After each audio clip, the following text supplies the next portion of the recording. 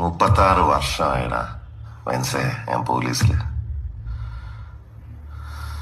ഇതിനിടയിൽ പുറത്ത് അറിയുന്നതും അറിയാത്തതുമായ പല ചെറ്റത്തരങ്ങളും ഞാൻ ചെയ്തിട്ടുണ്ട്. പക്ഷെ അതിനൊന്നും എനിക്ക് ഒരു റിഗ്രറ്റും ഇല്ലടാ.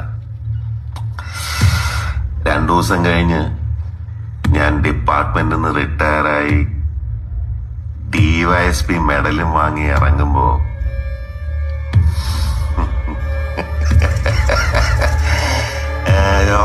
പഴയ ജോർ സാറ് തന്നെയാണ്. നീ ആരെയാണ് ഈ പേടിപ്പിക്കുന്നേ? എന്നെ